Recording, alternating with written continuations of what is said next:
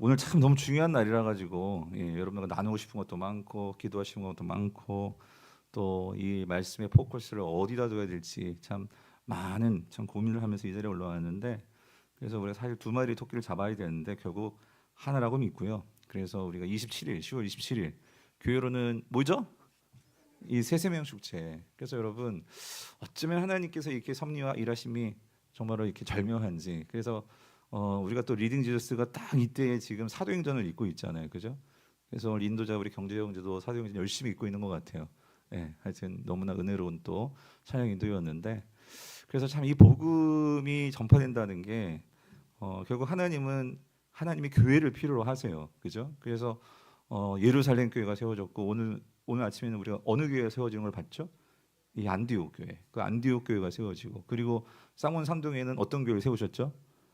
이 강북교회를 세우셨고. 그래서 하나님은요 교회를 필요로 하세요. 여러분 한 사람 한 사람을 필요로 하세요. 그래서 여러분들을 통해서 여러분의 성령의 그 충만함을 통해서 하나님은요, 그러니까 모든 곳곳으로 흘러가는 성령의 물줄기는 그러니까 여러분들을 통해서, 우리를 통해서, 이 교회를 통해서거든요. 그리고 우리 교회만이 아니라 여러분들이 또 오늘 예배드리고 가다 보면은 이 요즘은 뭐 하얀 네온 사인도 있고 뭐 막 색깔이 바뀌는 것도 있고, 빨간색도 있고, 그러니까 이 십자가 달려 있는 이 교회들.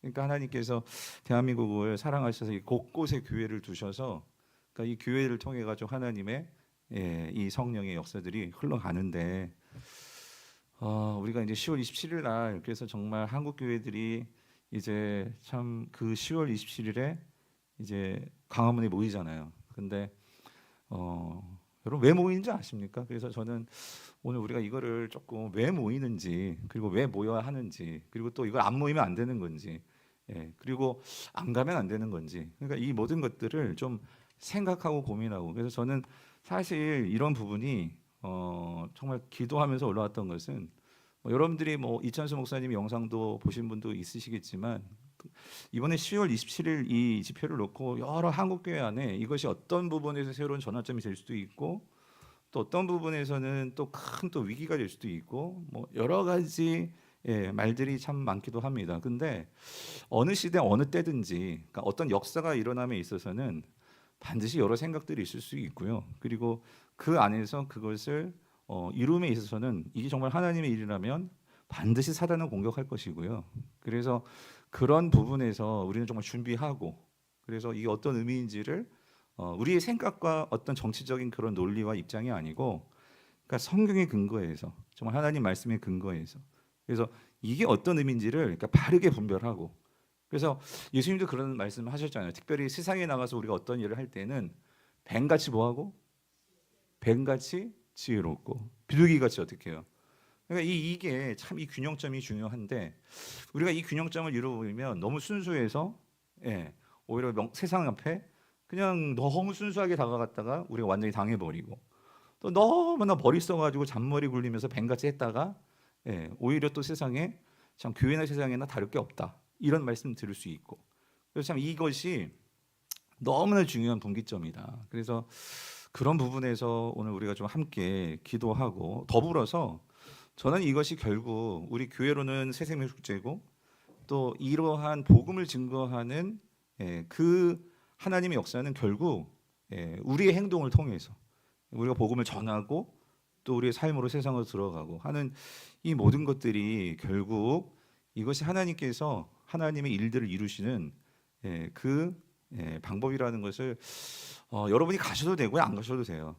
근데 이거는 꼭 정말 여러분 놓치지 않으셨으면 좋겠어요. 뭐냐면 매년 제가 요번에 기도원 가서 이렇게 기도하면서 한 가지 하나님께 회개했던 거는요, 그거였던 것 같아요. 이 복음 전하고 우리가 사도행전을 봤잖아요. 그러니까 이 새생명 축제를 제가 좀 더 내년에 더 강조를 해야겠다. 뭐냐면 이 태신자를 정하고 안 정하고가 그냥 뭐 하는 사람만 하고 이게 아니라, 그러니까 예수님이 너희는 땅 끝까지 뭐가 돼요? 뭐가 되래요? 증인이 되라고 했잖아요. 그러니까 우리가 1년을 보내면서 성도라면, 그러니까 우리 교회가 이런 분위기가 되었으면 좋겠어요. 태신자가 없다면 정말 우리가 어떤 면에서는 교육자도 그렇고 저를 비롯해서 부끄러워할 수 있어야 한다는 거예요. 부끄러워할 수 있어야 된다. 왜냐하면 이건 주님의 명령이기 때문에. 그래서 오늘 여러분 보셨죠? 안디옥 교회가 세워짐에 있어서도 예수님은 분명히 땅 끝까지 가라고 했거든요. 근데 그들의 생각은요, 그냥 예루살렘이 좋았어요. 예루살렘에서 교회가 막 커지니까 좋잖아요. 그러니까 땅 끝을 간다는 생각을 주님 말씀하셨지만 정작 가는 사람들은 몇몇이었어요. 몇몇. 그런데 그 몇몇이 있었기 때문에 우리가 가지고 있는 이 사도행전의 그 후반부의 이야기, 그러니까 로마서부터 시작하는 이 우리가 가지고 있는 신약 성경의 절반은 사실은 이 구브로와 이 몇몇 이 곳에서 정말 하나님 말씀 붙들고 이방인들에게 나아갔던 그 무명의 성도들, 그 성도들이 있었기 때문에 결국 하나님의 놀라운 역사가 이 우리에게까지 전해졌는데, 저는 그러니까 목사로서 그런 소망이 있잖아요. 뭐 우리 교회를 크게 막 새로 짓고 막 이런 것보다도 정말 목사로서 꿈꾸는 건 뭐냐면, 여러분들이 그런 오늘 본문에 나온 구브로의 몇 사람, 그러니까 하나님 나라 갔을 때 저희 이제 강북구의 성도를 만났을 때에, 야, 당신들이 있었기 때문에, 여러분들이 있었기 때문에 정말 하나님의 새로운 역사들이 정말 쓰여졌다고. 그러니까 그렇게 칭찬받을 수 있는 성도들이 우리 모두가 될 수 있다면, 적어도 이 금요 성령 집회에 나온 여러분들이 다 그렇게 된다고 한다면, 여러분 정말 우리 교회는요, 하나님 나라에서는 정말 칭찬 듣는 그런 유명한 교회 아닐까, 이런 생각을 하는 거예요. 그런 면에서 세세명 주제 딱 갔는데요. 항상 뭐 저 궁금해하시는 분들이 계세요. 목사님 어느 기도원 가세요? 어디? 저 필그림 가요. 필그림 하우스라고. 거기 이제 침묵기도 하면서 잠잠히 주님 묵상하면서. 근데 가는데 거기도 지구촌교회도 뭐 블레싱이라고 해가지고 거기도 이제 세세명 주제를 하더라고요. 근데 얼마나 부담을 주는지, 수요일에 거기서 예배를 드렸거든요. 그랬는데 얼마나 부담을 주는지. 그러니까 안정하면만 거기서 왕따 되는 것 같아. 그러니까 뭐냐면 복음의 부담감. 복음의 부담감. 왜 그러냐면 오늘 예수님께서 복음의 증인이 되라고 했잖아요. 근데 과연 우리는 이런 복음에, 왜냐하면 우리가 그 복음을 받았잖아요. 그런데 그런 복음이 정말 우리는 흘러가고 있는가, 나를 통해서 흘러가고 있는가. 그런 면에서는 제가 솔직히 하나님께 조금 빌었어요. 하나님, 이번 특세는 어쨌든 우리가 갑자기 은혜를 받아야 되니까. 그래가지고 제가 이제 지난주 이제 특세를 마무리해야 되니까 엘리 사 말씀을 마무리했지만, 그런데 이제 오늘도 이제 그렇게 말씀을 전할 수도 있지만, 근데 또 오늘 중요한 또 이슈가 있죠. 그래서 오늘은 왜 우리가 광장에 나가야 되는지, 그 이야기를 그래서 저는 기도하는 건 그거예요. 여러분이 나가시든 안 나가시든, 그리고 이 영상을 보시는 분들, 성도님들도, 그래서 그날이 새세명 축제이기 때문에 이번 돌아온 주일날 제가 뭐 광고를 하고 그러진 못할 거예요. 새세명 축제 주일은 우리가 복음 전한 일에만 집중하려고 하고요. 그래서 오늘은 기도하시는 분들이니까 여러분들께 특별히 기도 부탁을 드리고자 말씀을 드리는 것은, 우리 교회뿐만 아니라 사실은요, 제일 우려스러운 게 뭐냐면은요, 이런 부분이에요. 그러니까 이게 어떤 종교적인 이게 어떤 정치적인 집회가 돼가지고, 근데 벌써부터 이거를 어떤 쪽에서는 이거를 어떤 그런 정치적인 기독교가 어떤 권력화되어서 뭔가 세를 과시하고 뭐 그렇게 이거를 또 이용하려는 또 그런 기독교 단체들도 있고, 그런 우리가 잘 아는 전모모 목사 있잖아요. 이런 분들은 다 전광훈 목사 같은 이런 분들은 뭐 태극기 집회부터 시작해가지고, 그러니까 이것도 하나의, 그분들도 분명히 참여를 하실 거예요. 근데 이런 것들을 하나의 어떤 그분들의 새 과시와 이런 것들을 통해서 이걸 정치적인 집회로 만들어 버리면, 사실 이 일에 정말 순수하게 참여하려고 하는 그런 성도들에 대한, 이건 정말 그 부분을 자칫 잘못하면 세상 사람들은 그렇지 않아도 아마 광화문에 나가는 것도 어떻게 보면 세상 사람은 다 태극기 부대, 태극기 집회, 뭐 정강원 집회 그렇게 이해할 수도 있단 말이죠. 근데 사실 이제 본부 측에서도 우리가 믿는 거는, 이거는 그런 정치 집회가 아니고 예배. 그래서 타이틀이 이거죠. 한국교회 연합 예배거든요. 예배. 그래서 우리는 진짜 이게 예배가 될 수 있도록, 그리고 왜 거기에 참여하는지는 제가 이제 말씀을 풀어 나가겠지만, 그래서 여러분이 참여하시든 참여하시지 아니하시든 근데 기도해야 된다, 그 소리예요. 지금 이 기회를 통해서 한국교회가 그동안 사실 여러분도 그렇고, 뭐 사실 우리가 이 동성애에 대한 이 차별금지법이 뭔지에 대해서 얘기는 들었지만 뭔지 잘 몰랐단 말이죠.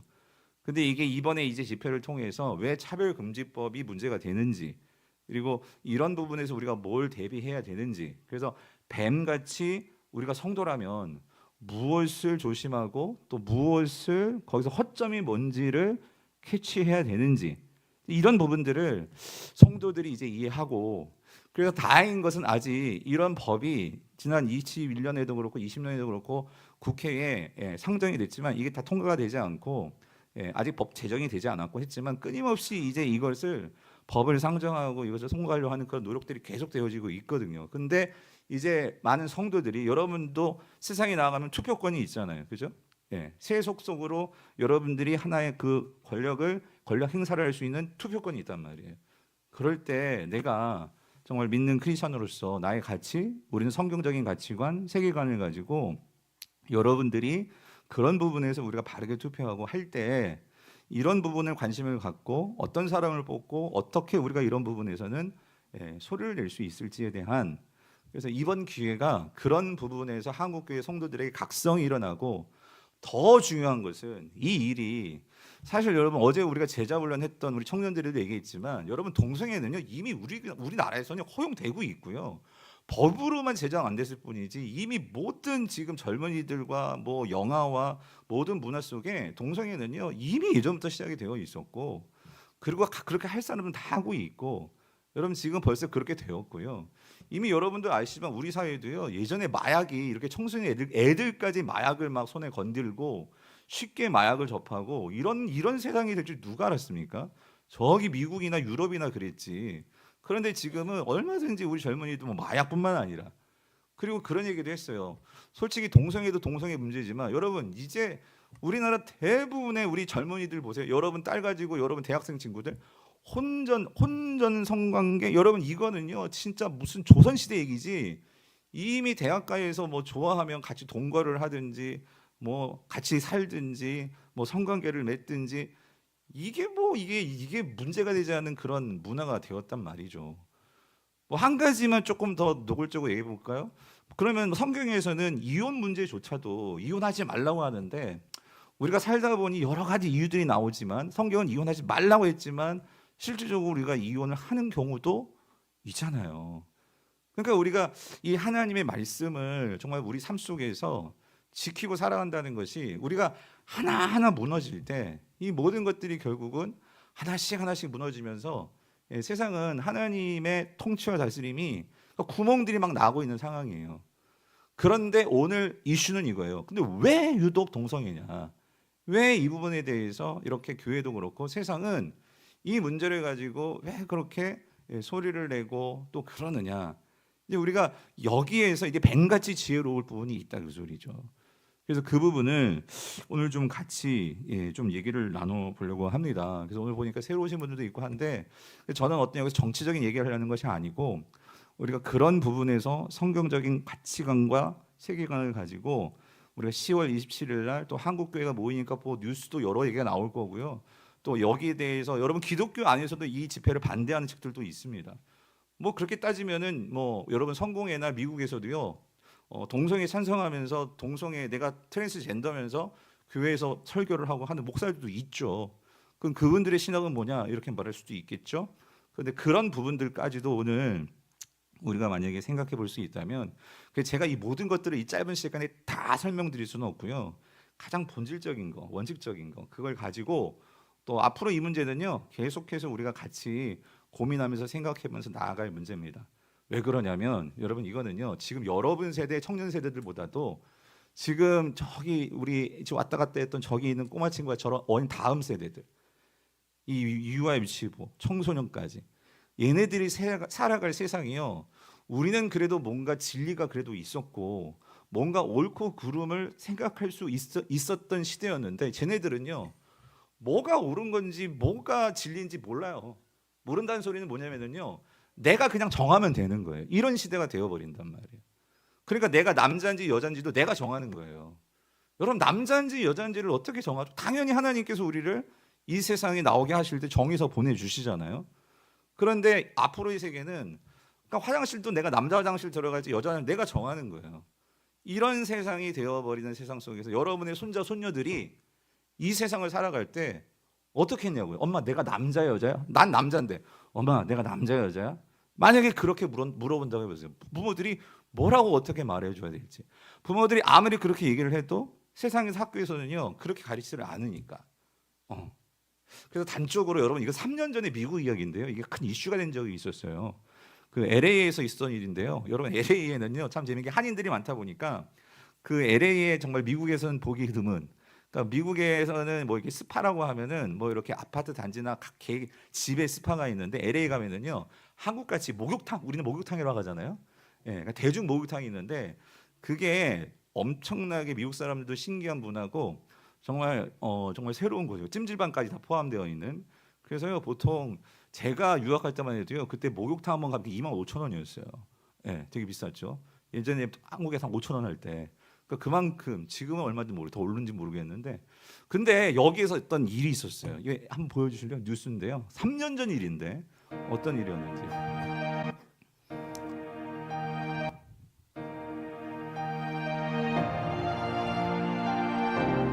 자 오늘 방송 좀 잘 좀 시간이 없어서요. 예, 자 이거 말고요 뉴스 예, 네 그거 말고요 뉴스 네 보여주세요. 그래서 트랜스젠더 손님이 여탕에 들어갔다 쫓겨난 사건이 일파만파 커지고 있습니다. 스파 앞에서 찬반 단체의 난투극이 일어났습니다. 유승진 특파원입니다. 가운을 걸쳐 입은 여성들이 안내데스크 근처에 모여 있습니다. 항의하는 여성의 목소리도 들립니다. It's okay for a man to go into the women's section around the other women, young little girls. 스파업소가 자신의 성적 정체성을 여성이라고 밝힌 한 트랜스젠더 고객에게 여탕 입장을 허용한 겁니다. He is a man. He is not no female. He is not a female. 여성들의 강력한 항의는 계속 이어졌습니다. That's traumatizing to see that. I'm a woman. 쫓겨난 고객은 결국 발길을 돌렸습니다. SNS를 통해 사건이 알려지고 일주일 뒤 스파 앞은 전쟁터로 변했습니다. 성소수자 권리를 옹호하는 단체와 트랜스젠더의 여탕 출입 허용을 반대하는 단체의 맞불 집회가 펼쳐진 겁니다. 집회는 서로에 대한 혐오와 분노로 얼룩졌습니다.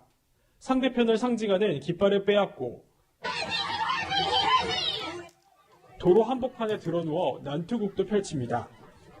시위대는 강제 해산에 나선 경찰과 대치했고 모두 5명이 다친 것으로 알려졌습니다. 트랜스젠더의 여탕 출입을 허용한 스파는 현지 언론을 통해 성소수자 차별을 금지하는 캘리포니아 주법에 따른 조치였다고 설명했습니다. 지난달 연방대법원은 여성으로 태어났지만 자신의 성 정체성에 맞는 화장실을 사용할 수 있게 해달라는 트랜스젠더의 손을 들어줬습니다. 워싱턴에서 채널A 뉴스 유승지입니다. 미국 LA에서 트랜스젠더 손님이 여탕에 들어갔다 쫓겨난 사건이 일파만파 커지고 있습니다. 스파 앞에서 찬반 단체의 난투극이 일어났습니다. 유승진 특파원입니다. 가운을 걸쳐 입은 여성들이 안내데스크 근처에 모여 있습니다. 항의하는 여성의 목소리도 들립니다. It's okay for a man to go into the women's section around the other women, young little girls. 스파업소가 자신의 성적 정체성을 여성이라고 밝힌 한 트랜스젠더 고객에게 여탕 입장을 허용한 겁니다. He is a man. He is not no female. He is not a female. 여성들의 강력한 항의는 계속 이어졌습니다. That's traumatizing to see that. I'm a woman. 쫓겨난 고객은 결국 발길을 돌렸습니다. SNS를 통해 사건이 알려지고 일주일 뒤 스파 앞은 전쟁터로 변했습니다. 성소수자 권리를 옹호하는 단체와 트랜스젠더의 여탕 출입 허용을 반대하는 단체의 맞불 집회가 펼쳐진 겁니다. 집회는 서로에 대한 혐오와 분노로 얼룩졌습니다. 상대편을 상징하는 깃발을 빼앗고 도로 한복판에 드러누워 난투극도 펼칩니다. 시위대는 강제 해산에 나선 경찰과 대치했고 모두 5명이 다친 것으로 알려졌습니다. 트랜스젠더의 여탕 출입을 허용한 스파는 현지 언론을 통해 성소수자 차별을 금지하는 캘리포니아 주법에 따른 조치였다고 설명했습니다. 지난달 연방대법원은 여성으로 태어났지만 자신의 성 정체성에 맞는 화장실을 사용할 수 있게 해달라는 트랜스젠더의 손을 들어줬습니다. 워싱턴에서 채널A 뉴스 유승지입니다. 지금 캘리포니아는 그러니까 이런 부분에서 이제 성소수자를 이제 보호한다는 입장 하에 그러니까 성 자체를 자기가 아까 같은 그 지금 그 스파에서 문제는 뭐냐면 누가 봐도 남자인 거예요. 예. 그리고 아까 봤잖아요. 여자분들이 그러잖아요. 남자가 어떻게 우리가 이렇게 있는데 들어오느냐. 근데 문제는 뭐냐면 법이라는 게 이거예요. 내가 그러니까 이 메일이냐 피메일이냐 다시 말해 생물학적인 성이 중요한 게 아니라 내가 생각하는 성이 뭐냐 이 젠더. 그러니까 내가 생각하기에 저 남자지만 내가 여자라고 생각하면 제가 뭐 남근을 가지고 있어도 난 여자예요. 그래서 난 어디 들어가겠다는 거예요? 여탕에 들어가겠다는 거예요. 그런데 그거를 누가 막지를 못하죠? 그 주인이 막지를 못하는 거예요. 그 영업소 주인 왜 뭐 때문에? 법 때문에. 그런데 만약에 여러분 생각해 보세요. 여러분 여탕에 있는 남자가 난 여자라고 들어왔다는 생각 난리 나겠죠. 예? 이 미친놈이 아니야. 정말 그렇게 생각하지 않겠어요? 근데 이게 그러지 못하는 것이 만약에 제가 만약에 정 미친놈이고 정신 나간 사람 그러면은 그게 뭐예요? 차별한 거예요. 그러면은 어떻게 그 사람이 만약에 고소하면 나는 뭐예요? 그 법에 의해서 뭐 벌금을 물든지 뭔가 처벌을 받아야 되는 거죠. 그러니까 업주는요 이거를 어떻게 막을 수가 없는 거지. 자기가 여성이라는데 어떻게? 그러니까 허용한 거예요. 이게 법에 이게 맹점이라 그 소리예요. 맹점. 그러니까 이게 이뿐만이 아니라 지금 학교에서도 뭐냐면 그러니까 가령 이런 거죠. 선생인데 여자 배구 선수 그 고등학교였어요. 그랬었는데 미국에 있었던 일이죠. 그런데 이 교사가요 자기는 여자라는 거예요. 여자 배구 선수단인데 그 여자 배구 선수단이 막 애들이 막 스타일리스 옷 갈아입고 샤워 막 그럴 거 아니에요? 막 들어가는 거예요. 여러분 부모 입장에서 그거 어떻게 생각하시겠어요? 이런 게 어디 있어요? 그런데 그렇게 만약에 그런 상황에서 만약 부모가 그걸 고소했다. 고소할 수도 없어요. 그럼 차별인 거예요, 차별. 예. 그러니까 여러분 사실 이러한 이게 이제 포괄적 차별, 그러니까 금지법이라는 건데요. 여기서 이제 어떤 부분이 이제 문제가 되는 이런 거죠. 세상은 여러분 성경에도 차별을 하면 돼요, 안 돼요? 안 돼요. 누구보다 차별을 금하셨던 분은 누구세요? 예수님이세요. 특별히 약자를 보호하고 그래서 구약에서도요 과부를 보호하고 고아를 보호하고 나그네를 보호하고 그렇잖아요. 성경은 철저히 약자를 보호하고 그래서 예수님이 이렇게 말씀하셔요. 너희가 이 작은 소자 가운데 물 한 그릇 대접한 거 그건 누구한테 한 거예요? 나한테 한 거야. 그러니까 성경은요 분명히 약자를 보호하고 그리고 그 소수자들을 보호하는 그런 정신이 담겨 있어요. 그래서 이 땅에 이제 복음이 전해질 때도 선교사들은요 그래서 약한 자들 그래서 병자들 그래서 우리가 흔히 말했던 문둥병 있잖아요. 그 한센병 환자들 병원을 짓고 고아원을 짓고 그래서 이 사람들을 어떻게든지 올바르게 세우기 위해서 학교를 세우고 그러면서 시작했던 게 기독교죠. 이 기독교 정신이잖아요.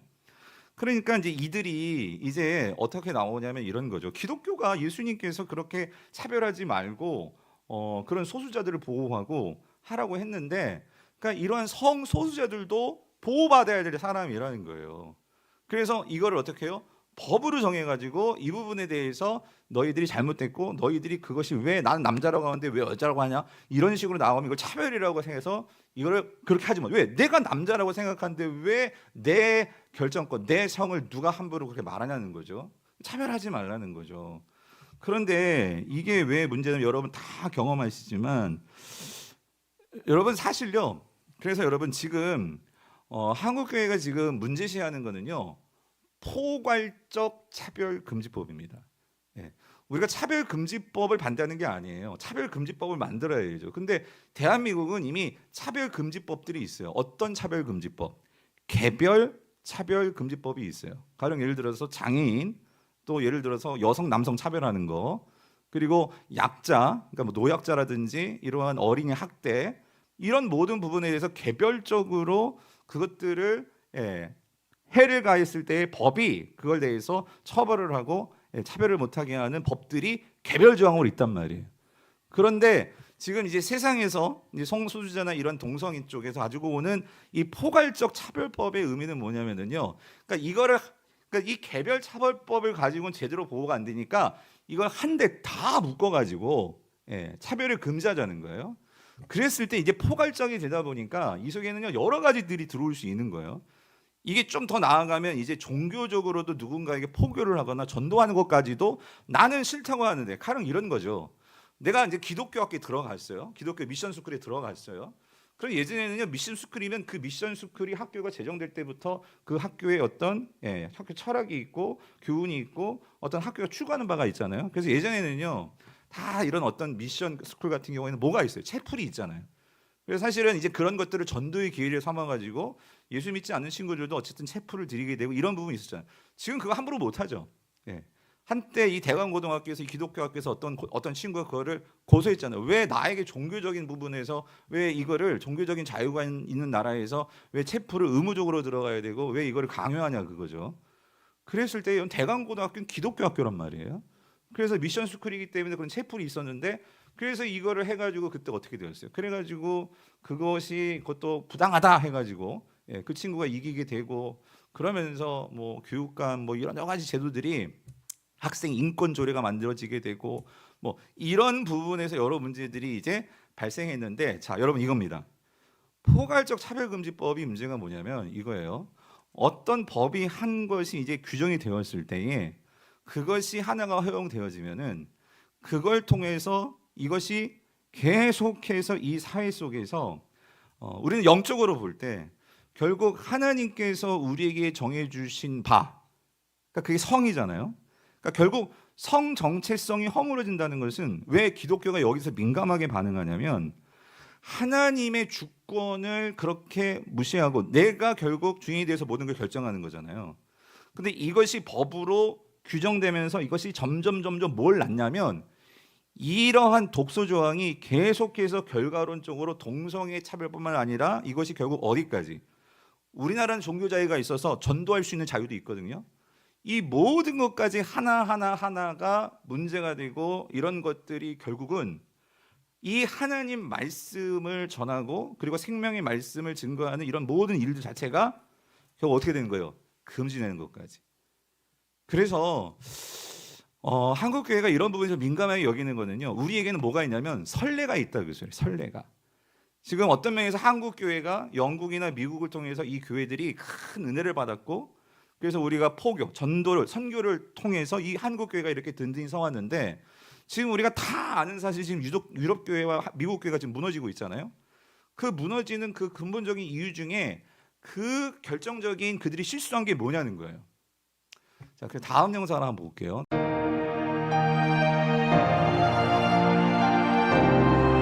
실제로는 많은 분들이 이 위험성을 몰랐기 때문에 제대로 대처를 못해서 영국이나 미국이 굉장히 어려움을 당하고 있습니다. 이 차별금지법이 입법된 나라에서 어떤 일이 발생하는지를 지금 볼 수 있는 어떻게 보면 은혜의 기회가 주어졌기 때문에요. 기독교 국가들이 갔던 실수를 반복하지 않을 수 있는 그런 기회가 주어졌습니다.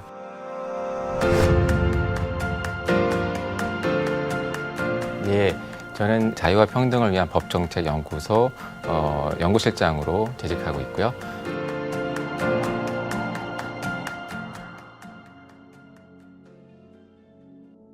동성애나 트랜스젠더리즘 차별금지법이 제정된 나라들이 이 기독교 국가들이 많습니다. 처음에는 차별하지 않고 예수 그리스도의 사랑으로 사랑해야 된다라는 순수한 마음으로 이것에 대해서 특별히 반대를 안 했는데요. 이것이 제정되고 나서는 전혀 예상하지 못한 결과들이 발생을 했기 때문에 이제 말씀을 들어보면은 너무나 몰랐다 이런 반응들을 보이고 계십니다. 또 실제 사례들도 좀 충격적인 내용들이 많기 때문에 국내에서 처음에 소개를 하다 보면은 어떻게 그런 일이 가능하냐라는 질문을 상당히 많이 받고 있는데요. 영국에서는 차별금지법이 만들어진 이후에 이 교도소에 근무하면서 이 교종 선교를 해오신 베리 트레온이라는 목사님이 이 교도소 내 예배에서 이 동성애가 죄라는 성경 구절을 인용하시면서 설교를 하게 됩니다.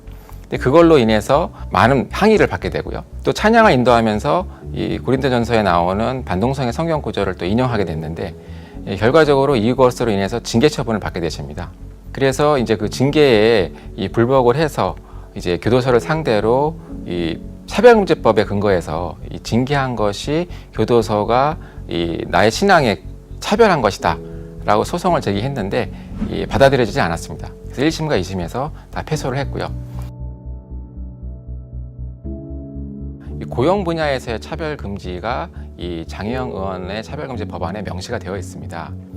그래서 신학교나 또 종교 단체들, 또 교회를 포함해서 이 직원이나 또 신학교 교수나 사역자를 채용할 때 이 동성애자나 트랜스젠더를 차별하지 못하게 되어 있습니다. 영국 사례를 말씀을 드리면은 영국의 성공회 교회에서 청소년 사역자를 이제 초빙할 때 동성애자가 지원을 해서 교리상의 이유로 불합격 통지를 하니까 이 동성애자가 이 차별금지법을 근거로 교회를 상대로 소송을 제기했습니다. 그래서 승소를 했고 이 법원의 명령에 따라서 약 47,000파운드, 하나로는 8,500만 원 손해배상 판결을 교회가 받게 되는 일이 발생했습니다. 이것이 우리나라에 적용이 된다면 이제 신학교에서도 동성애자 교수와 직원을 채용해야 되고요. 또 교회에서도 이 직원을 채용할 때 또는 사역자를 채용할 때도 동성애자나 트랜스젠더를 채용하지 않으면 차별금지법 위반으로 법적 책임을 지게 될 가능성이 매우 높습니다. 우리나라 헌법에서 종교의 자유가 보장이 되고 있고요. 종교의 자유 중에 하나는 이 선교의 자유가 있습니다. 누구나 내가 믿는 신앙의 근거에서 복음을 전할 수 있는 자유가 있는데요. 차별금지법이 제정이 되면은 이런 선교의 자유가 제한되거나 이제 박탈이 되는 그런 위험이 발생하게 되는데요. 영국에서는 이 기독교인이 자신이 다니는 직장에서 타 종교인에게 신앙 서적을 선물해주고 또 교회에 초대하기도 하고요. 또 이런 신앙적인 대화를 나누었습니다. 그리고 또 상대방이 마음을 열고 본인의 고민을 털어놓기도 하고 또 동의를 받고 기도를 해주기도 하고 그런 일이 있었습니다. 근데 그 상대방의 타종교 커뮤니티에서 이분이 압박을 받게 되고요. 이 개종을 강제로 하기로 했다라는 사실이 아닌 내용을 가지고 직장에 진정을 하게 됩니다. 그래서 이분이 이 차별금지법상의 종교적인 괴롭힘을 했다라는 누명을 쓰게 되고요. 직장에서 정직과 감봉의 징계 처분을 받게 됩니다. 차별금지법이 이 종교 차별을 금지하기 때문에 이 직장이 나를 징계한 것은 이 종교 차별이다라고 해서 소송을 제기했지만 1심과 2심에서 모두 패소하였습니다. 그러니까 차별금지법에 있는 종교 차별 금지가 종교의 자유를 보장해 주는 것이 아니라 오히려 종교의 자유를 박탈하는 이런 현상이 나타나고 있고요. 또 노방 정도도 마찬가지입니다. 영국에서 이 해리 하몬드라는 분이 이 길거리에 나가서 피켓팅을 했습니다. 동성애를 하지 마세요. 동성애는 죄입니다. 예수 그리스도를 믿으세요. 예수 그리스도는 사랑이십니다. 이런 내용이 적힌 현수막을 가지고 피켓팅을 했는데 이 동성애자들과 또 일부의 시민들이 경찰에 신고를 하니까 이분이 체포가 되고요. 유죄 판결을 받게 됐습니다. 이 부분을 가지고 또 논란이 되기도 하는데요. 이제 영국에서는 이러한 반동성애 피켓팅이나 길거리에서 전도하는 행위를 형사 처벌을 하고 있는데요. 우리나라 지금 현재 발의되어 있는 정의당 차별금지 법안에는 형사 처벌은 되지 않지만 이 이행강제금이나 또 징벌적 손해배상, 또 심지어는 천문학적 숫자의 위자료 청구에 집단 소송도 가능하기 때문에 형사처벌은 아니더라도 이것이 위법이 아닌 것이 아니라 결국은 이 손해배상 등 법적 책임을 지게 된다라는 부분을 분명히 말씀을 드릴 수 있겠습니다. 이제 우리나라에서는 대다수의 교단이 교단 헌법이나 규정을 통해서 이 동성애자의 신학교 입학이나 또는 목사 안수를 금지하고 제한하고 있는데요. 이 차별금지 법안에 보면은 교육기의 차별금지 조항이 있습니다. 물론 이제 동성애자나 트랜스젠더 분들도 교육에 있어서 차별을 받으면 안 되겠죠. 근데 이 교육 차별금지 조항이 신학교와 또 종립학교에도 적용이 됩니다. 즉 동성애자나 트랜스젠더가 신학대학원에 입학하는 것을 불허하면 차별금지법 위반이 된다는 것이죠. 그러면은 그분들이 신학대학원에 입학을 해서 결국에는 목사고시 시험을 보게 되고 합격을 하면은 목사 안수를 줄 수밖에 없는 상황이 발생을 합니다. 그것을 또 불허한다면 또 차별이 돼서 법적 책임을 지게 되기 때문인 것이죠. 그래서 영국 같은 경우에는 차별금지법이 제정된 이후에 영국 성공회가 이 평등법에 따라서 주교를 허용하는 그런 것까지 나아가게 됐고요. 또 최근에 미국에서도 이 미국 장로교 교단이 제3의 성을 주창하는 자에게 목사 안수를 허용한 일도 발생을 하고 있습니다.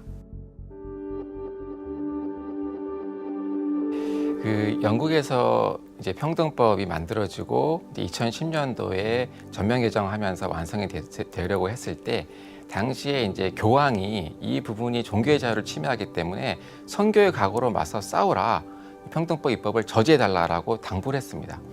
근데 실제로는 많은 분들이 이 위험성을 몰랐기 때문에 또 여러 가지 사유로 인해서 제대로 대처를 못해서 지금 우리나라에 선교사를 보냈던 영국이나 미국이 굉장히 어려움을 당하고 있습니다. 근데 우리나라는 이 해외 사례를 볼 수 있는 기회가 주어졌고 이 차별금지법이 입법된 나라에서 어떤 일이 발생하는지를 지금 볼 수 있는 어떻게 보면 은혜의 기회가 주어졌기 때문에요. 이것을 잘 활용한다면 기독교 국가들이 갔던 실수를 반복하지 않을 수 있는 그런 기회가 주어졌습니다. 그래서 한국 교회가 정말 일치단결해서 이 차별금지법의 위험성을 깨닫고 정말 이 신앙의 자유를 지키기 위해서 한 목소리로 반대할 것을 이 시간을 빌어서 부탁을 드리고요. 정말 분열하지 않고 이런 많은 이런 진실을 은폐하고 또 잘못된 정보를 제공함으로써 이 차별금지법의 오판을 하게 하는 그러한 시도들을 경계하고 분별함으로써 한국 교회가 일치 단결해 나간다면 하나님께서 반드시 놀라운 믿음의 선물을 주실 것이라고 믿고 부탁을 드리겠습니다. 이 부분이 우리가 생각하고 이제 이런 선례들, 그러니까 우리 앞서 이제 영국 교회나 미국 교회가 또 겪었던 이런 모습들을 보면서 지금 한국 교회가 그래서 성도들이 참 그동안 이런 생각들을 우리가 못했잖아요. 이런 것이 있다만 했지 이게 어떻게 계속해서 그러니까 파장이 더 크게 나타날지에 대해서 우리가 생각을 못했었잖아요. 근데 저는 하나님께서 이번 기회가 그래서 우리 성도들이 이런 부분에서 우리 다음 세대들과 아까 여러분 그 3년 전 그 목욕탕 사건 그 앞에서 치고받고 그러니까 이거를 반대하는 쪽과 이미 법은 정해져 있는데 그러니까 그거를 받아들일 수 없는 사람들은 여전히 아니 여러분들이 여자 입장이라고 생각해보세요. 이게 얼마나 어떤 면에서 여성의 또 그런 차별 아니겠습니까? 예, 그거 보기 싫은데 그걸 봐야 되고 그거를 또 수용해야 되는 법이 정해져 있기 때문에 그러니까 이런 혼란이 날 수 있는 부분이 그런데 그 명목은 뭐죠? 인권입니다. 그리고 다양성이라는 거예요. 인권과 다양성을 보장해야 된다는 거죠. 평등해야 된다는 거죠. 이거는 누구나 다 어떤 면에서 그런 거대 담론 속에서 들어가 보면은 이거는 너무 당연한 거죠. 맞는 이야기인데 그런데 그거를 이제 개별 사안으로 놓고 들어가서 보면은 여러 가지 이 독소 조항이 나올 수 있고 거기에 감추어진 여러 가지의 것들이 문제가 될 수 있는데 근데 그 핵심은 뭐냐? 우리는 사회 전반적인 이러한 갈등이 분명히 있지만 이러한 갈등의 가장 중심에는 결국 무엇이 있을까? 저는 그것이 오늘 우리가 읽었던 자 이제 읽으려고 했던 말씀 오늘 본문인데요. 이 6절을 우리 한번 같이 읽어보겠습니다. 히브리서 11장 6절 말씀인데요. 자 우리 믿음과 관련이 있다 그 소리예요. 그래서 우리 같이 한번 읽어볼게요. 시작. 믿음이 없이는 하나님을 기쁘시게 하지 못하나니 하나님께 나아가는 자는 반드시 그가 계신 것과 또한 그가 자기를 찾는 자들에게 상 주시는 이심을 뭐예요? 믿어야 할지니라요. 그러니까 여러분 이런 모든 동성애며 뭐며 이 모든 문제의 근원은 우리 믿음의 문제거든요. 그러니까 우리가 뭘 믿느냐 그 소리예요. 뭘 믿느냐. 그런데 오늘 성경에서는 믿음을 이렇게 얘기합니다. 결국 하나님을 기쁘시게 하는 게 믿음이거든요. 그런데 그럼 하나님을 기쁘시게 하는 믿음이 뭐냐? 이제 두 가지를 기억하셔야 돼요. 첫 번째는요. 뭘 우리가 기억해야 될까요? 뭘 믿는 거예요? 하나님이 뭐 하시다는 거? 계신다는 거. 그죠? 이게 첫 번째고요. 두 번째는 뭘 믿어야 돼요? 하나님을 찾는 자들에게 뭐 주세요? 상 주시는 분이시다. 이거를 믿어야 된다는 거예요. 그럼 여러분, 하나님이 계신다는 것을 믿는다는 게 뭐예요? 여러분 이런 거예요. 여러분 성을 내가 마음대로 정할 수 있다. 여러분 이건 누구를 믿지 못하는 거죠? 그러니까 하나님이 계시다는 것을 믿지 못하는 그건 사고예요. 세계관이라는 거예요. 그러니까 하나님께서 이 땅을 창조하셨고 우리에게 생명을 주셔서 어머니 뱃속에서 있다가 이 땅에 출산했을 때 내가 남자고 여자고 결정돼서 출산하고 태어나잖아요. 이건 하나님이 그렇게 결정해 주신 거잖아요. 아멘이십니까? 우리는 그걸 믿는 거예요. 그래서 성경에는 남자와 여자만 있지 그 중간에 성은 없어요. 그런데 여러분 실제로 놀라고 자빠진 일이 뭐냐면요. 스웨덴 같은 나라는요. 이런 동성애 부부 커플도 나오니까요. 이젠 단어를요 마음대로 못 쓰게 됐어요. 뭐냐면 엄마 아빠라는 단어를 학교에서 가르치지 않습니다. 그럼 뭐냐면 부모 A, B예요. 부모 A, B. 무슨 말이 되세요? 우린 이해가 안 되죠. 엄마 아빠라 하면 여성과 남성이 규정이 된다 그 소리예요. 그래서 엄마 아빠라는 단어를 쓰지 않고 부모 A, 부모 B예요. 그러니까 이게 이런 모든 혼란의 근본이 뭐냐 그 소리예요. 그것은 하나님이 계시다는 것을 믿지 않는 거예요. 거기서부터 이런 모든 혼란이 일어나는 거예요. 근데 여러분, 저는 여기서 조금 더 깊이 들어가서요. 이게 단지 동성애 문의 문제가 아니라 우리는 이런 문제를 통해서요. 이걸 다시 한번 질문해 봐야 돼요. 뭐냐면 우리가 동성애만이 아니고요. 우리가 살아가면서요. 그러니까 하나님이 정말 계시다는 거, 하나님이 이 모든 것을 창조 주시고 주인이시라는 거, 내 삶의 주인이시라는 것을 인정하지 않는 순간 우리의 삶은요 반드시 혼란에 빠진다 그 소리예요. 단지 동성애만의 문제가 아니고요. 내가 살아가면서 내가 결정하고 내가 살아가는 모든 삶의 이 주인은 누구세요? 하나님이시라는 걸 내가 인정하지 않으면 우리의 삶은요 결국 내가 모든 것을 결정하려고요. 내 욕심과 내 야망과 내 생각과 이것들이 주인 되어서요. 결국은 그러니까 이런 동성애 이런 문제들이 단편적으로 이거는 이제 사회 이슈가 되고 결국은 사단은 그러니까 얼마나 좋은 세상 사람들에게는요 이거 물타기 딱 좋은 거예요. 뭐냐면 아니 기독교는 그렇게 차별하지 말라고 하고 인권 그러니까 정의 중요하게 여기고 그렇게 사랑하는데 왜 이 동성애 차별하지 말라고 차별을 금지하는 법인데 이거 왜 이거를 왜 반대하냐라고 말하면은요 그러니까 그 거대 담론 안에 모든 것이 다 그냥 블랙홀처럼 빨려 들어간다 그 소리예요. 그런데 중요한 문제는 그예요. 그럼 그 사람들이 하나님이 계신 것을 믿느냐? 안 믿죠. 내가 주인인 거지 내가. 그런 부분에서 진정한 믿음은 하나님이 계신 것, 하나님이 주인이시다. 우리 삶의 주인이시다. 그 부분이 분명하게 그래서 우리 성도들은요 저는 그렇게 생각이 돼요. 여러분이 저도 나가겠지만 여러분이 나가신다면 우리는요 진짜 하나님 앞에서 뭘 해야 되냐면 우리가 단지 동성애만이 아니고요 우리가 살면서 모든 문제 여러분의 자녀의 주인이 누구십니까? 하나님 아니에요? 여러분의 그런 물질 건강 이 모든 것 주인 누구십니까? 하나님 아니에요? 근데 우리 생각에는요 믿음은 뭐예요? 하나님이 계신 것 그러니까 하나님이 주인이신 것 이걸 분명히 우리가 믿어야 되는데 우리는요 알게 모르게 살면서 그동안 내가 주인 되어서 살려고 했다 그 소리예요. 이스라엘 백성들의 문제는요 하나님이 주인이신데도 그들이 뭐가 되려고 왕이 되려고 그죠? 우리 사사기 봤잖아요. 그때에 뭐가 없으므로 왕이 없으므로 각자의 모대로 소견대로 행하였다. 여러분 이게 사사기예요. 그것이 오늘날 이 시대의 가장 문제의 뿌리다 그 소리예요.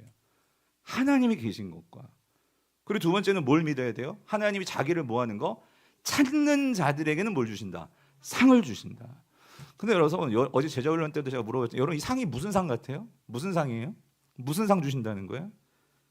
그러니까 우리는 여기서 자기를 찾는 자들에게 상 주신다고 하니까 뭐 우리가 예를 들어 첫 번째는 우리 천국 가면 정말 이 땅에서 막 열심을 내서 하나님께 봉사한 사람들은 막 금연료한 써주고 봉사도 안 하고 헌신하는 사람 막 개털 모자 쓰고 다니고 막 이런 얘기 옛날에 들었잖아요. 부흥회 가면 무슨 모자 쓸래? 예? 그런 상이 아니고요. 그러면 이 땅에서 내가 하나님을 열심히 하면 막 그냥 우리 자녀들이 막 서울대 붙고 뭐 수업이 막 그냥 사업이 번성하고 막 이런 상이에요, 여러분. 여러분 성경에서 말씀하시는 가장 좋은 하나님이 우리에게 주시고자 하는 최고의 상은 뭘까요? 뭘까요? 구원입니다. 구원이에요.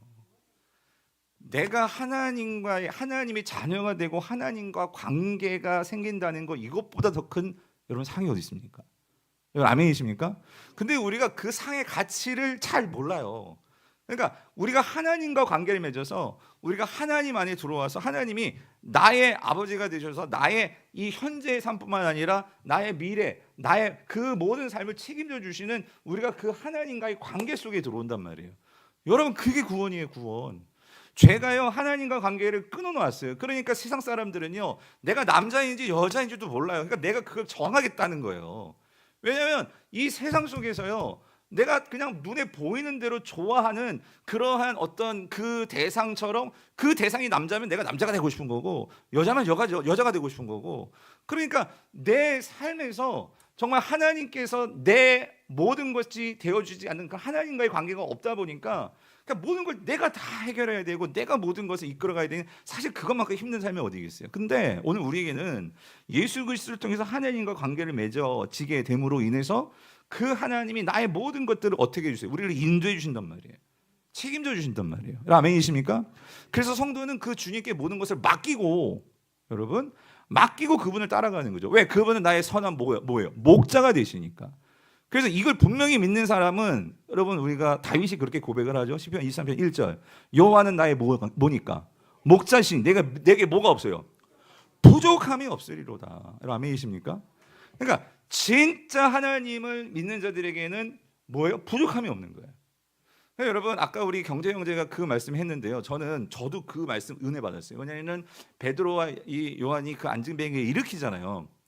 그래서 내게는 은과 금 없지만 나사렛 예수 그리스도의 이름으로 어떻게 일어나 걸으라 하고 어떻게 해요?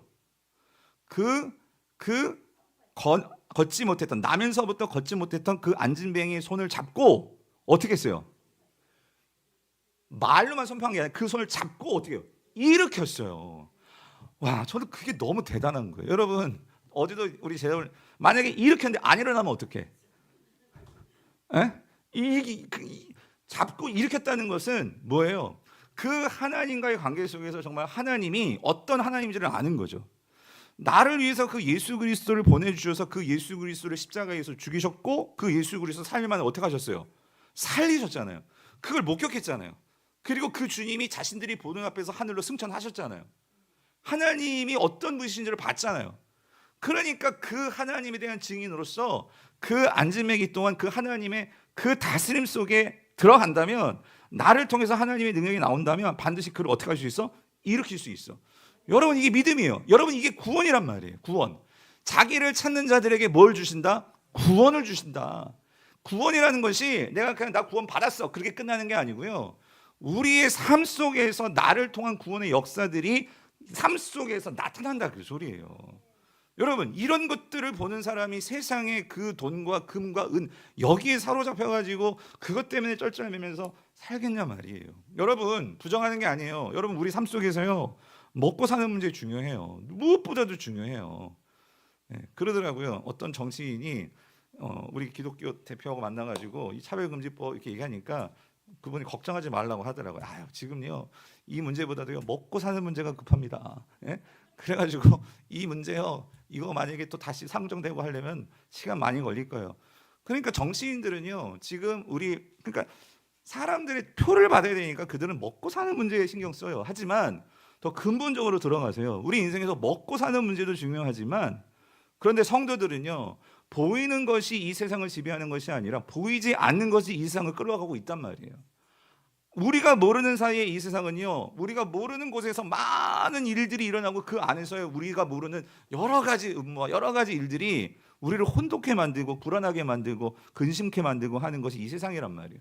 그래서 우리는요 말씀을 통해서 하나님께서 이 세상을 어떻게 움직이시는지를 정말 제대로 알 때 우리는 두려워하지 않는 거예요. 그래서 예수님이 말씀하신 거예요. 너희는 뭐 하지 말라고? 두려워하지 말라. 이 말은 우리가요 그 하나님과의 관계가 없으면은요 우리는요 이 세상이 보여주는 것대로 우리가 보기 때문에 우리는 두려움에 빠질 수밖에 없어요. 그렇지만 하나님과의 관계 속에서 그 하나님의 보호 속에 있으면 그래서 여러분 그런 생각 들지 않아요? 우리가 항상 이렇게 어린 애들을 보면은요 지금은 제가 이제 한결이나 여원을 봐도 얘네들이 삶이 얼마나 힘들지 알기 때문에 그런 얘기 안 하는데요. 얘네들이 이제 초등학교 다닐 때나 유치원 다닐 때 참 걔네들이 참 부러울 때 있지 않아요? 얘네들이 무슨 인생에 걱정이 있을까? 왜? 부모가 있으니까 얘는요 그런 걱정 없는 거예요. 특히 깐난쟁이들이 무슨 인생에 뭘 먹고 사나 그런 걱정 하겠어요? 부모가 있는데 사실 주님께서 그래서 말씀하세요. 너희는 내게 모든 것을 맡겨라 그 소리가요. 하나님의 아버지가 계신단 말이에요. 여러분 아멘이십니까? 그래서 믿음은요 그래서 그 하나님을 찾는 거예요. 그 하나님을 찾는 거. 그 하나님의 바른 길을 찾고 따라가는 거예요. 그런 자들에게는 반드시 뭐가 주어진대요? 구원이 주어진다. 그래서 저는요 이번에 우리가 광화문에 나가는 것도 우리가 뭐 태극기 들고 흔들자 그 얘기가 아니고요. 저는 나가실 분들은 그래서 여러분 또 나갔을 때 우리가 생각하지 못했던 거기 여러 사람들이 또 모이기 때문에 우리 같이 이렇게 말씀을 붙들고 나가는 분들도 있고 정말 기도하고 나가는 분들도 있고 그러니까 모든 다양한 사람들이 광장에는 여러분 광장에는요 광장이라는 곳은 다양한 사람들이 모이는 곳이에요.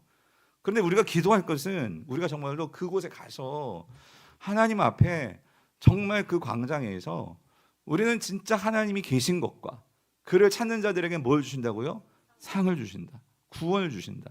그러니까 이 세상이 우리 다음 세대들에게 이렇게 혼란하게 만드는 그런 법이 우리는 감사하게도 지금 법이 제정되지 않았잖아요.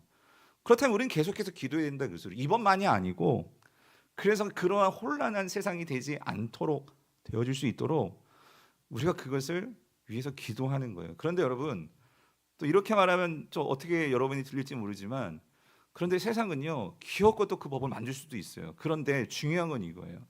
세상은요 항상 이 세상은 정치와 교회는요 하나하나가 될 수는 없어요. 그렇지만 교회는요 박해 속에서도 그러한 세상을 향해서 항상 기도하고 그 세상에 대해서 하나님의 통치를 바라고 그래서 그 박해 속에서도 끝까지 세상을 품을 수 있는 곳이 교회였어요. 그것이 있었기 때문에 교회는 그리스도교는 그 밟으면 밟을수록 꿈틀거리면서 생명을 낳았던 것이 오늘 우리 기독교입니다. 그래서 여러분 제가 당부드리고 싶은 말씀은 이런 말씀이에요. 우리가 정말 이번에 어쨌든 한국교회가 같이 한 마음을 모으는 게 이게 뭐 통합이든지 합동이든지 뭐 침례든지 이런 역사는 없었어요.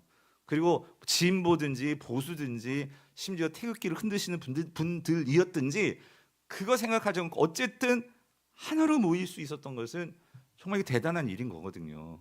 그러니까 그런 부분에서 우리는 순수하게 하나님 앞에서 나가시는 분들이라면 같이 정말 기도하자 그 소리 이 나라를 놓고 그래서 하나님 정말로 우리 다음 세대들에게 정말 이 나라가 한국만큼은 정말로 하나님의 복음을 정말로 이 마지막 때에 하나님의 복음을 선포하고 증거하고 하는 일에 쓰임 받을 수 있는 정말 그런 우리나라 될 수 있도록 그렇게 우리가 기도하고 이 때를 보낸다면 그래도 의미 있지 않을까 그런 생각을 여러분 해봅니다.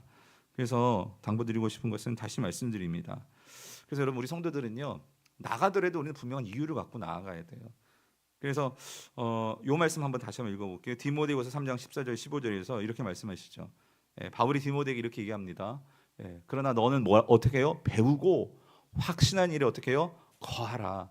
너는 내가 누구에게서 배운 것을 알며 또 어려서부터 성경을 알았나니 성경은 능히 너로 하여금 그리스도 예수 안에 있는 믿음으로 말미암아 뭐예요? 구원에 이르게 하는 지혜가 있느니라. 그래서 여러분 제 말에 뭐 제가 나갑시다 해서 나가지도 마시고요. 여러분 세상 사람들 막 우르르 한국교회 다 나간대. 그래서 나가지도 마시고요. 오늘 제가 전한 말씀 중에서 정말 무엇가 번지려는지를 여러분들이 그것을 붙드시고 여기서도 말씀드리지만 정말 뭐가 믿음이냐. 그래서 그 믿음이 맞다면 그래서 이번만큼은 하나님 내가 여러분 집에서 기도하셔도 돼요. 그렇지만 내가 그 현장에 가서 내가 그 속에서 정말 함께 기도하겠습니다 하는 분들은 나가십시오. 그래서 정말 우리가 구하는 것은 하나님이 계신 것과 그리고 그 하나님을 찾는 자들에게는 뭘 주세요? 구원을 주신다. 믿음으로 말미암아 구원에 이르는 지혜. 그래서 우리 성도님들은 그 믿음으로 인해 지혜에 이르는 이 구원. 그래서 하나님 정말 이 땅을 구원해 주시고 다음 세대들을 구원해 주시고 정말 한국이 그렇게 될 수 있도록 우리가 함께 기도하는 이때가 되었으면 좋겠습니다. 그리고 이런 구원이 특별히 또 우리는 10월 27일 날 세세명 축제 한 25분, 27분 정도 초청이 됩니다. 얼마나 귀한 영혼들이에요. 그들이 정말 주님을 믿을 수 있도록 저도 내일 최선을 다해서 또 복음 증거하기 위해서 말씀을 준비하고 있는데 저를 위해서 기도해 주시고 그래서 오시는 분들이 그 복음을 통해서 정말 예수님 만날 수 있도록 그런 일에 우리 같이 힘쓰는 교회 될 수 있기를 바랍니다. 끝으로 제가 주일날은 설명 못 드리기 때문에 그 사진 한번 보여주세요. 그래서 여러분 어떻게 모입니까? 궁금해하시는 것 같아서 여러분들이 전도회나 순모임이나 3, 4, 5 그냥 자유롭게 가시면 돼요. 가시면 되는데 근데 주일에는요. 그래도 우리가 함께 모일 수 있는 장소는 배정을 그래도 해주셔요. 물론 그 상황이 어떻게 되는지에 따라서 변수가 생길 수 있지만 그날 행사의 본 무대는 시청 앞입니다. 시청 앞. 여기서 이제 메인 무대 여기서 이제 이제 본 무대가 이제 시청 앞이고요. 광화문에서 쭉 여기서 이제 스크린을 보면서 함께 광장에서 예배가 드려질 거예요. 그런데 저희가 소속된 합동 측 저희 경기노회거든요. 경기노회는 광화문에 보면 그 요 구역 여기 어디냐면 세종대왕 동상 있잖아요. 그 근처가 저희 경기노회 소속 교회 집합 장소예요. 그래서 만약에 여러분들이 그래도 같이 우리 성도님들이 다 뿔뿔이 흩어질 수 있게 저도 여기가 있을 거예요. 그러니까 우리가 같이 만약에 함께 우리 뭐 모일 수 있다면 세종대왕 동상 근처 거기도 많이 좀 그러니까 경기도의 교회 산하가 교회들이 뭐 많거든요. 하여튼 거기서 다 모이는데 아무튼 여러분들이 이쪽이나 그래서 여러분들이 편한 대로 오십시오. 근데 그 저쪽으로 올리면 아마 종각 1호선 종각역에서 내려서도 좀 걸어오시면 거기가 이제 세종대왕 이순신 장군 상이 있고 세종대왕 상이 있지 않을까 싶은데 저에게 배정된 장소는 그렇고 여러분들이 상황에 맞게끔 그래서 여러분들이 함께 참여하시면 되겠습니다.